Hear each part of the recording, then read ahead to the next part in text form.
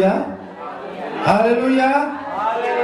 Puji Tuhan, salam sejahtera dalam kasih Tuhan kita Yesus Kristus. Saya bersuka cita dan saya diberkati, dan saya percaya kita pun diberkati Tuhan. Amin, saudara. Saya tahu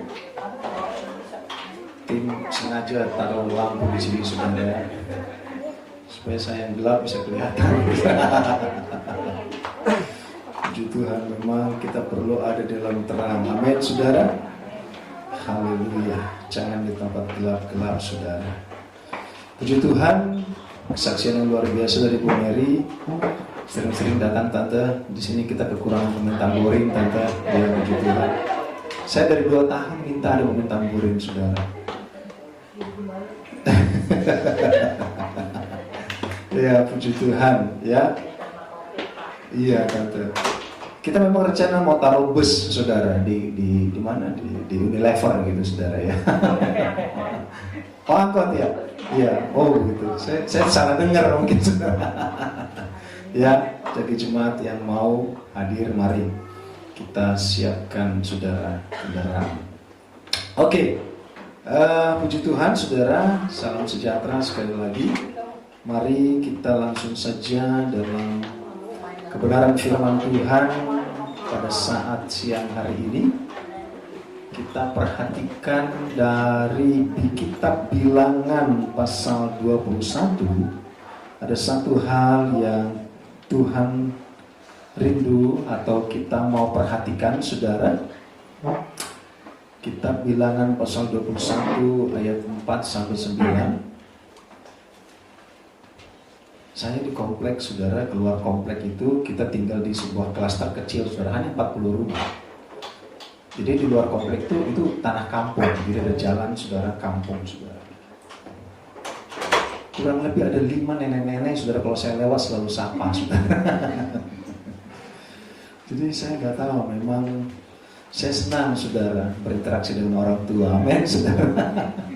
Saya pulang, Pak pulang. Oh iya, ada 5 berjejer, saudara. Setiap jalan. Saya berangkat kerja begitu, Pak berangkat gitu, saudara. Yang lain nggak disapa mereka, cuma saya, saudara, ya. Kenal dari saya. Iya, puji Tuhan, saudara, saya bersyukur. Oke, Bilangan 21 ayat 9, satu bagian yang kita rindu perhatikan, saudara. Mari kita perhatikan dalam 21, 4 sampai 9. Mari kita perhatikan, saya akan baca buat kita. Setelah mereka berangkat dari Gunung Hor, berjalan ke arah Laut Teberau untuk mengelilingi tanah Edom, maka bangsa itu tidak dapat lagi menahan hati di tengah jalan. Lalu mereka berkata-kata melawan Allah dan Musa, mengapa kamu memimpin kami keluar dari Mesir supaya kami mati di padang gurun ini? Sebab di sini tidak ada roti dan tidak ada air, dan akan makanan hambar ini kami telah muak. Lalu Tuhan menyuruh ular-ular tedung ke antara bangsa itu yang memanggut mereka sehingga banyak dari orang Israel itu yang mati. Kemudian datanglah bangsa itu mendapatkan Musa dan berkata, kami telah berdosa sebab kami berkata-kata melawan Tuhan dan engkau. Berdoalah kepada Tuhan supaya dijauhkannya ular-ular ini daripada kami. Lalu Musa berdoa untuk bangsa itu. Maka berfirmanlah Tuhan kepada Musa, buatlah ular tedung dan taruhlah itu pada sebuah tiang. Maka setiap orang yang terpagut jika ia melihatnya akan tetap hidup. Lalu Musa membuat ular tembaga dan menaruhnya pada sebuah tiang. Maka jika seseorang dipagut ular dan ia memandang kepada ular tembaga itu, tetaplah ia hidup. Amin, saudara. Jadi satu kali bangsa Israel, saudara, pada saat mereka dalam perjalanan keluar dari tanah Mesir, mereka sudah melihat mujizat Tuhan. Allah membelah Laut Teberau dan menenggelamkan seluruh pasukan Mesir, saudara. Dan mereka berjalan terus, Allah menjadi tiang awan pada siang hari, tiang api pada malam hari. Satu kali mereka berhadapan dengan sebuah bangsa, saudara. Kalau kita perhatikan ayat di atasnya, mereka baru saja menaklukkan bangsa yang besar sehingga mereka bisa lewat, saudara. Hanya untuk Edom, saudara, mereka tidak lawan. Tuhan berkata memang ada bangsa Edom di sana, jangan lawan, kata Tuhan, engkau harus berputar. Jadi ada kalanya bangsa Israel itu tidak hajar bangsa-bangsa di sekitar pada saat mereka meneruskan perjalanan ke Kanaan, saudara. Kalau Tuhan katakan hajar tuh bangsa, mereka hajar, Tuhan beri mereka kemenangan, amin. Tapi untuk bangsa Edom tidak, Tuhan katakan engkau berputar. Jadi mereka udah, aduh, biasanya kan Tuhan berperang melawan kami, atau Tuhan berperang untuk kami gitu loh. Menang terus. Sekarang Tuhan bilang jangan berperang, engkau muter, jangan dilawan gitu, saudara. Jadi memang ada kalanya, ya mereka disuruh berjalan ekstra, harus mengelilingi itu bangsa, saudara, itu kota, sehingga mereka harus muter jalannya. Bangsa Edom adalah keturunan Esau, saudara. Tuhan gak mau, kita tahu bangsa Israel adalah keturunan Yakub. Jadi Tuhan gak mau keturunan Yakub ini melawan bangsa Edom untuk saat itu. Biar mereka muter aja, saudara. Jangan dilawan. Karena bagaimanapun kalian masih satu keturunan. Saya rasa seperti itu maksudnya. Tetapi saudaraku, mereka tunduk, mereka berjalan, saudara, dalam perjalanan mereka dari perbudakan itu melihat banyak mujizat, banyak pertolongan Tuhan. Amin, saudara. Tadi Ibu Mary bilang mereka dia diproses, saudara. Orang yang diproses itu gak enak, saudara. Orang yang diproses itu sebenarnya sakit. Dalam ibadah doa tadi hari Jumat, saudara, Ibu Gembala sampaikan firman dalam doa. Tuhan katakan kepada saya, banyak orang sebenarnya tidak beribadah kepada Tuhan. Mereka beribadah kepada dirinya sendiri, saudara. Mereka beribadah kepada bahwa Tuhan mereka itu bukan Tuhan yang mereka sembah, tapi yang mereka sembah itu dirinya sendiri. Ya, kita come to serve, datang untuk melayani. Amin. Tema kita tahun lalu itu, waktu kita di puncak, love is sacrifice. Maksudnya ingat, love is sacrifice, atau kasih itu adalah pengorbanan. Ibadah itu pengorbanan, saudara. Banyak orang ibadah bukan kepada Tuhan, tapi kepada dirinya sendiri. Kalau dia nggak nyaman, bukan ibadah gitu, saudara. Ya, sehingga dikatakan mari kita bagi ini cerita ke dalam 4 poin, saudara. Tidak banyak-banyak, saudara. Yang pertama, bahwa saudara, mereka, kita perhatikan, mereka bersungut-sungut kepada Tuhan dan hambanya. Bilangan 21:4-5. Setelah mereka berangkat dari Gunung Hor, berjalan ke arah Laut Teberau untuk mengelilingi tanah Edom, muter, saudara. Bangsa itu tidak dapat lagi menahan hati di tengah jalan, saudara. Jaimnya sudah nggak bisa ditahan, keluar aslinya. Lalu mereka berkata-kata melawan Allah dan Musa, mengapa kamu memimpin kami keluar dari Mesir supaya kami mati di padang gurun ini? Sebab di sini tidak ada roti dan tidak ada air, dan apa, saudara, makanan hambar ini kami telah muak, gitu, saudara. Jadi bangsa itu bersungut-sungut, Tuhan suruh muter, jangan lawan, dia pengennya Tuhan berperang bagi kami, kita tinggal jalan aja, panglima hajar tuh bangsa, mati semua, kita tinggal lewat. Tetapi Tuhan katakan muter, karena itu bagaimanapun itu saudaramu, jangan dilawan, saudara-saudara, ya. Tuhan bilang, Edom jangan dilawan, itu saudaramu, bagaimanapun itu saudaramu, jangan lawan. Sehingga saudara, tetapi mereka malah malas, aduh kok muter, sehingga mereka bersungut-sungut kepada Musa dan Tuhan, mengapa kamu memimpin kami keluar dari Mesir supaya kami mati di padang gurun ini, sebab di sini tidak ada roti dan tidak ada air, dan akan makanan hambar ini kami telah muak, saudara. Jadi ada kebosanan, ada kemuakan yang mereka alami, sehingga mereka sampaikan kepada Musa. Saudaraku, mereka memiliki satu keadaan, mereka bosan, mereka bersungut-sungut, saudara, atas keadaan yang mereka alami akan perjalanan itu, saudara, nggak sesuai dengan keinginan hati mereka. Gue nggak suka gitu, gue maunya bukan begitu, gue maunya begini gitu loh, saudara. Itu bangsa Israel. Makanannya nggak enak gitu, saudara. Saudara, kalau orang muajahnya bilang makanan nggak enak, sini makanannya nggak enak, nggak cara. Makanannya nggak enak, gitu. Mukanya kan agak itu, saudara. mukanya gak enak gitu saudara, mukanya dijelek-jelekin, kelihatan lagi waduh muka saya terang lagi. Saudara, kalau ini di Medan, saudara, di Medan ada saudara, orang ke pesta, dia bilang, ini pesta ini cuman aja, gak enak makanannya saudara. Tapi ada 5 plastik yang sudah bawa saudara. Tapi kalau makan gak enak di sini makanannya. Catering apa kalian bikin ini? Itu di Medan, tapi di 5 plastik ada sudah masuk saudara. Di Medan bukan di sini saudara, maaf, bukan di Medan aja saudara. Malah dia bilang saudara, udah 5, tapi satu lagi lah untuk anjing kami. Di bawah juga ada anjingnya saudara. Di Medan saudara, ya maaf, bukan di sini bukan saudara. Waktu papa saya meninggal itu cateringnya aja 50 juta saudara. Mama saya meninggal, terus itu 3 bulan lagi papa saya meninggal. Itu hanya catering aja 50 juta. Yang tukang catering datang ke kita, Pak, ini bonnya 55 juta. Loh, kok 55 juta? Kan 50 juta persepakatan kita. Enggak. Piring itu ada 100 hilang. Jadi ternyata piring masuk plastik juga. Tapi ujungnya mereka tetap bilang gak enak makanannya gitu. Jadi ini titik model bangsa Israel begini saudara. Orang banyak bersungguh-sungguh akan hal kecil, hal-hal yang kayaknya gimana gitu saudara ya. Malah dibilang, dan akan makanan hambar ini kami telah muak. Saudara tahu makanan yang mereka Tuhan kasih? Mana? Dalam bagian lain firman Tuhan katakan itu makanan malaikat. Dosen saya di STT bilang begini, kenapa bangsa Israel itu pintar-pintar? Karena mereka pernah makan makanan malaikat. Tapi malah di sini bilang makanan hambar ini kami telah muak gitu saudara. Banyak orang bosan ibadah di sini, aduh, gue pengen pindah sana, pindah ke sana, bosan lagi, pindah lagi, saudara, bosan lagi, pindah lagi, saudara.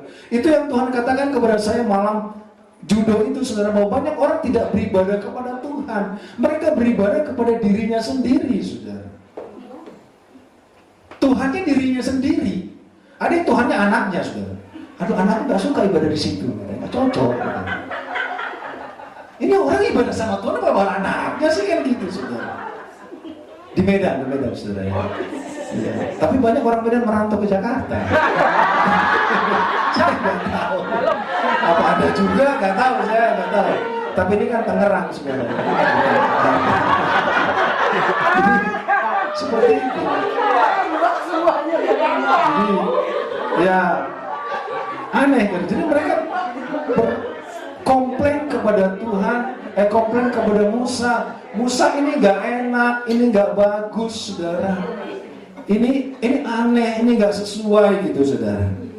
Tadi saya minta Bung Jerry tayangkan coba Roma 14 ayat 17. Roma 14 ayat 17, saudara. Ini tambahan biasa, saudara. Ya. Monggo, sebab kerajaan Allah bukanlah soal makanan dan minuman, tetapi soal kebenaran, damai sejahtera dan sukacita oleh Roh Kudus. Jadi ibadah kita saudara, kita tidak berpikir soal makanan, kita berpikir soal damai sejahtera, soal sukacita oleh Roh Kudus. Amin. Jadi kalau kita ibadah saudara, kita mengejar sukacita, mengejar damai. Bangsa Israel bilang, aduh kok kita harus muter lah, aduh makin jauh perjalanan ini, saudara. Sebuah survei membuktikan bahwa, atau sebuah penelitian, saudara, sebenarnya mereka bisa berjalan cuma 40 hari loh. Dari Mesir ke Tanah Kanaan. Tapi mereka jadi 40 tahun, kan kelamaan, saudara. Salah satu penyebabnya, karena mereka banyak yang bersungut-sungut. Tidak nyampe-nyampe, saudara. Poin kedua, bahwa saudara, mari kita perhatikan respon dan penghakiman dari Tuhan. Pertanyaannya, mereka kan komplain kepada Musa ya. Mereka komplain kepada Musa. Mereka nggak langsung di pojokan tuh, makanan yang gak enak, bukan saudara. Mereka ngomong ke Musa, aduh gimana yang kalian bikin ini? Nggak cocok sama awak gitu saudara. Dia komplain ke Musa, tetapi yang respon Tuhan, kok aneh ya? Kok kan komplain ke Musa? Musa, kenapa respon Tuhan? Mari kita lihat. Bilang ayat 6 saja dikatakan, lalu Tuhan menyuruh ular-ular tedung ke antara bangsa itu yang memakut mereka sehingga banyak dari orang Israel yang mati. Pada saat mereka komplain kepada Musa, Tuhan yang respon. Musa bilang, Musa direspon. Tuhan yang respon. Lalu Tuhan menyuruh ular-ular tedung ke antara bangsa itu yang memakut mereka sehingga banyak dari orang Israel yang mati. Akibat dari sungut-sungut mereka, akibat dari komplain mereka, saudara, ternyata Tuhan merespon. Tuhan kirim ular malah, saudara. Dan mereka dipatok di padang gurun. Saudara tahu kalau ular di padang gurun, saudara, itu ular yang paling berbisa. Warnanya pun mirip dengan padang gurun, dengan gurun pasir itu, saudara. Gak kelihatan. Dan mereka pun, biasanya ular itu gak nongol, saudara, di dalam tanah, di dalam gurun pasir itu. Pada saat mereka berjalan, patut sekali aja langsung. Saya pernah ikut training cara menangani ular, saudara. Di kantor. Ngeri, saya nggak mau, saudara. Ya, saudara perhatikan di sosial media ada video, saya rasa saudara pada saat ini pekerjaan dia main kobra, saudara. Dipatok. Dia masih tangkap itu ular, makanya di keranjang, habis itu dia jatuh. Itu ular, sudah ngeri. Jadi respon Tuhan apa? Loh, kok orang komplain Tuhan respon langsung kirim ular? Sudah, ini zaman itu ngeri, sudah. Ya, zaman itu ngeri. Lanjut, saudara. Memang ada konsekuensi. Kita perhatikan dalam Roma 6 ayat 23, saudara. Bagi Tuhan, saudara, lebih menyakitkan, saudara, orang yang komplain daripada orang benar-benar udah penyembah berhala sekalian. Karena orang yang bersungguh-sungguh itu adalah orang yang tidak senang dengan pemeliharaan Tuhan dalam hidupnya. Tuhan sudah memelihara umatnya, bangsa Israel, 10-0 Allah tendang itu sesembahan Mesir, saudara. Tuhan memenangkan, menarik mereka, membelah laut, saudara, kasih mereka mana, makanan malaikat, pelihara mereka. Tuhan sendiri jadi tiang awan di tengah-tengah siang hari, panas terik sampai 45 derajat di padang gurun. Bahkan pada malam hari, dalam gelapnya padang gurun, saudara, Tuhan menjadi tiang api. Pemeliharaan Allah begitu sempurna, kasih Tuhan begitu sempurna, cinta Tuhan begitu sempurna, Allah begitu setia. Tapi kalau mereka bersungguh-sungguh di mata Tuhan, itu melebihi daripada penyembahan berhala. Sehingga dalam Roma 14, dalam tadi saudara kita perhatikan dalam Roma 6 ayat 23, sebab upah dosa ialah maut, tetapi kasih karunia Allah ialah hidup yang kekal dalam Kristus Yesus Tuhan kita. Amin. Selalu ada konsekuensi dari dosa, saudara. Selalu ada yang mereka harus terima dari apa yang mereka lakukan, saudara. Setelah mereka komplain, Allah merespon dengan ular. Baru ketiga, kita perhatikan mereka mulai mengaku dosa kepada Tuhan. Lanjut di ayat 7, dalam bilangan 21 tadi dikatakan, kemudian datanglah bangsa itu mendapatkan Musa dan berkata, kami telah berdosa sebab kami berkata-kata melawan Tuhan dan engkau. Berdoalah kepada Tuhan supaya dijauhkannya ular-ular ini daripada kami. Lalu Musa berdoa untuk bangsa itu. Musa itu cuma messenger, saudara. Musa itu cuma penyambung lidah Tuhan kepada umatnya dan penyambung lidah umat kepada Tuhan. Sehingga di saat mereka komplain, Musa terima, tapi yang respon Tuhan. Baru mereka mengaku dosa. Kami telah berdosa. Mereka mengakui dan Musa berdoa untuk bangsa itu. Amin. Ini yang terjadi, saudara. Puji Tuhan, mereka sadar. Karena mereka sudah melihat pada mati kawan awak, katanya, sudah dipatok ular.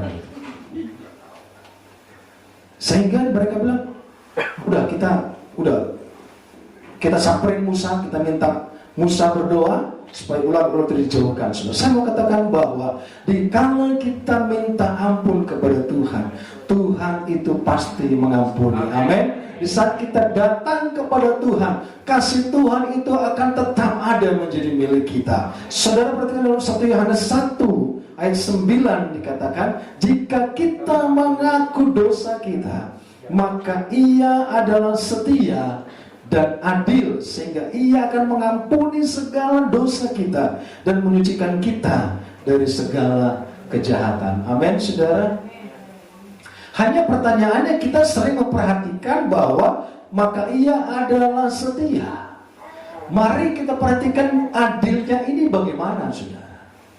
Ini harus kita perhatikan. Dia setia dan adil. Dia mengampuni segala dosa kita dan menyucikan kita dari segala kejahatan. Saudara, saya sendiri tidak mengerti.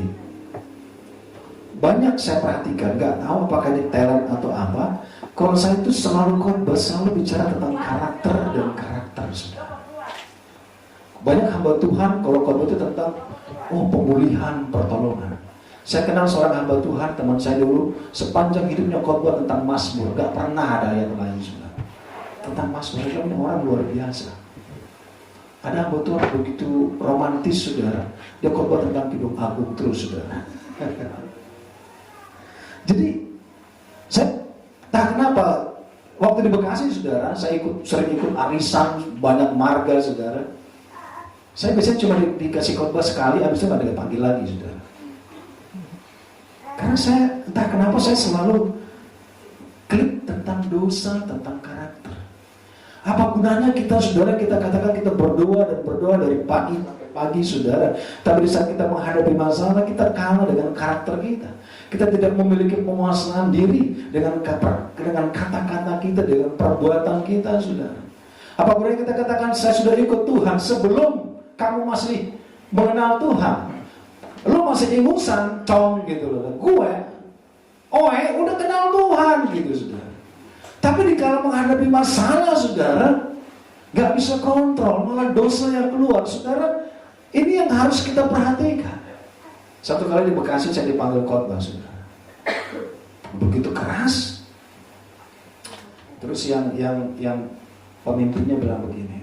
Biasanya begitu, saudara, habis khotbah bukan kita yang doa, kita duduk serahkan kepada pemimpin. Jadi tertata gitu, saudara. Mereka begitu. Terus pemimpinnya bilang, mari kita berdoa. Siap. Tuhan, terima kasih untuk hamba kami ini sudah datang berkhotbah di sini. Karena hamba kami ini sudah datang jauh-jauh. Terima kasih hamba kami sudah berkhotbah. Saya dipanggil hambanya dia, saudara. Ini saya hamba Tuhan apa hambanya dia gitu, saudara. Saya bingung juga waktu itu. Hamba kami ini sudah berdoa, sudah berkhotbah, Tuhan. Tapi hamba kami ini berkhotbah keras sekali. Tuhan ampuni kami tidak sanggup melakukan khotbah hamba kami ini. Gitu.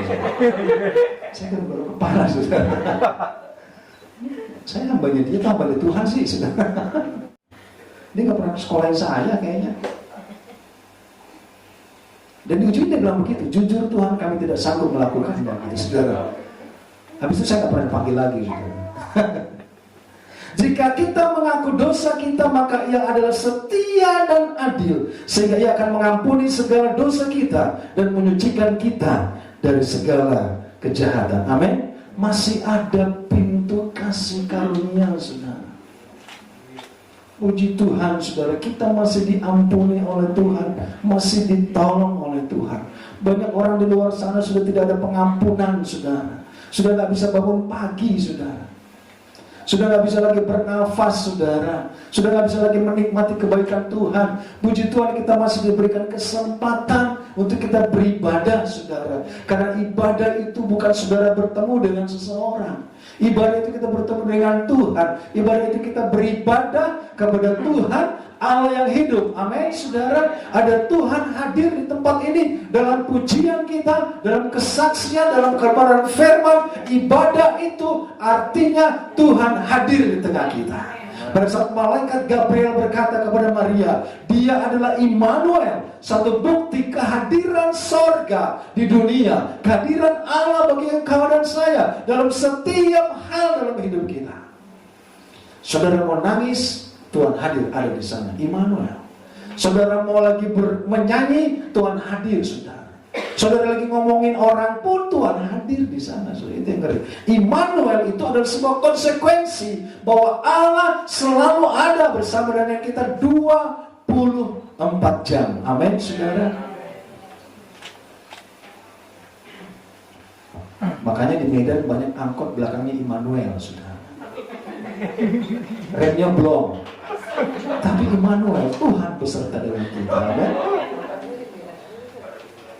Makanya banyak orang sebenarnya justru orang bilang kalau pendeta itu belum tentu masuk surga seperti Ibu Mary bilang tadi. Pendeta juga manusia. Karena pendeta khotbah saudara orang malah tidur. Tapi kalau saudara supir angkot lagi bawa saudara, orang semua panggil Tuhan. Oh Tuhan tolong tuh, mereka berseru saudara. Jadi sebenarnya upah supir angkot lebih besar dari pendeta. Apalagi yang belakangnya Immanuel, saudara lagi. Remnya itu Immanuel, saudara. Kita perhatikan bagian keempat, pertolongan Tuhan. Jadi ada saling menyahut di sana, saudara. Mereka komplain kepada Musa, Tuhan yang respon. Terus mereka minta ampun, Musa berdoa. Lihat pertolongan dari Tuhan. Maka berfirmanlah Tuhan dalam ayat 8-9, saudara. Maka berfirmanlah Tuhan kepada Musa, buatlah ular tedung dan taruhlah itu pada sebuah tiang. Maka setiap orang yang terpagut jika ia melihatnya akan tetap hidup. Lalu Musa membuat ular tembaga dan menaruhnya pada sebuah tiang. Maka jika seseorang dipagut ular dan ia memandang kepada ular tembaga itu, tetaplah ia hidup. Amin, saudara. Tuhan kasih solusi. Musa buatkan ular dari tembaga. Makanya saudara perhatikan lambang dari apotik itu lambang ular, saudara. Itu penyembuhan. Buat ular dari tembaga supaya setiap orang dipagut ular melihat ular itu yang dibuat itu, mereka sembuh. Amin. Mereka tetap hidup. Sekarang pertanyaannya, korelasi dari Tuhan setia dan adil. Pertanyaannya saudara begini. Maka setiap orang yang terpagut jika ia melihatnya akan tetap hidup. Solusi Tuhan itu bukan ular tedung itu yang diusir, saudara. Di sini berarti ularnya masih ada. Masih ada gak sih? Masih ada. Tuhan tidak serta-merta Tuhan ampuni kami berdosa, kami sudah bicara tentang Tuhan, ampuni kami. Musa berdoa, diampuni, ular hilang. Begitu? Ularnya masih ada, saudara. Inilah konsekuensi dari keadilan Tuhan. Pengampunan tetap ada, tapi ular masih ada, saudara. Hanya Tuhan katakan ular itu tetap ada, keputusan Tuhan tidak bisa ditarik, ular tetap merayap di sana, masih banyak, masih terus memagut, saudara. Tetapi kalau mau sembuh, engkau harus lihat tiang itu. Amin, saudara. Ini konsekuensi dari orang yang bersungut-sungut. Masalahnya akan terus ada, persoalannya terus ada, ular itu akan terus ada. Tapi kalau mau sembuh, mau tetap bertahan hidup dari pagutan ular itu, engkau harus lihat tiang ular dari tembaga itu. Kok ngeri ya? Ngeri gak sih? Kan keinginan kita Tuhan, mereka bilang kan, Musa doakan kami supaya ular ini hilang. Itu doanya ya. Tapi ularnya gak hilang, saudara. Ularnya masih ada. Masih terus memagut. Masih terus patok, saudara. Hanya solusinya yang Tuhan kasih. Kalau lu dipatok ular, lu lihat tiang itu, maka engkau akan bertahan hidup. Amin, saudara. Seperti kata-kata tidak bisa ditarik lagi, demikian juga solusi Tuhan, keputusan Tuhan tidak bisa ditarik lagi. Itu ngerinya, saudara, orang yang bersungut-sungut.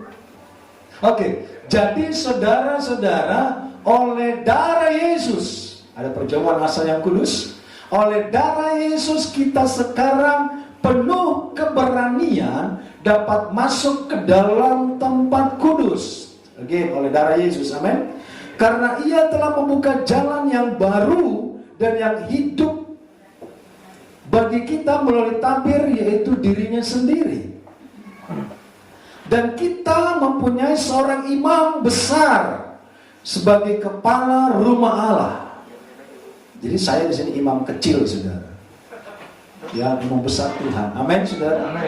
Tuhan yang punya pekerjaan, Tuhan yang punya pelayanan. Sekalipun tongkat estafet diberikan dari saudara Letnan Jenderal Soldier, tetapi saya sebagai kolonel yang junior, saudara, saya sambut, saya lanjutkan komando itu. Amin, saudara. Di mana kita? Oke. Dan 21 ayat 21 dan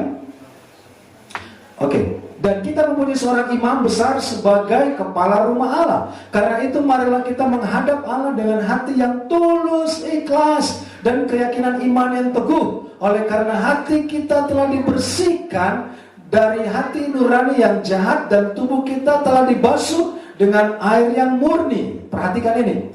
Marilah kita teguh berpegang pada pengakuan tentang pengharapan kita, sebab Ia yang menjanjikannya setia.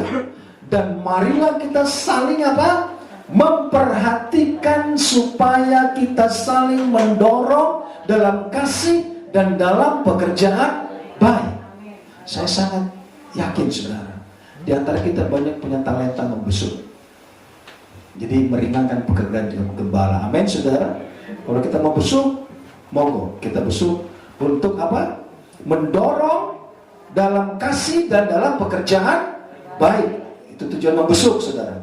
Janganlah kita menjauhkan diri dari pertemuan-pertemuan ibadah kita, seperti dibiasakan oleh beberapa orang. Tetapi marilah kita saling menasihati dan semakin giat melakukannya menjelang hari Tuhan yang mendekat. Jadi kalau kita mau besuk, saudara, kita mau untuk mendorong untuk ibadah. Amin, saudara. Jangan menjauhkan diri seperti beberapa orang.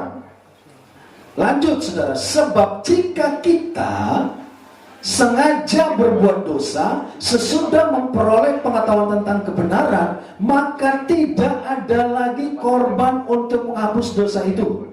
Tetapi yang ada ialah kematian yang mengerikan akan penghakiman dan api yang dahsyat yang akan menghanguskan semua orang durhaka. Ngeri kali hari ini. Kok datang aku ke gereja hari ini? Ngeri kali aku dengarin gitu, saudara. Siapa suruh datang? Ya udah, kita dengar ini, saudara.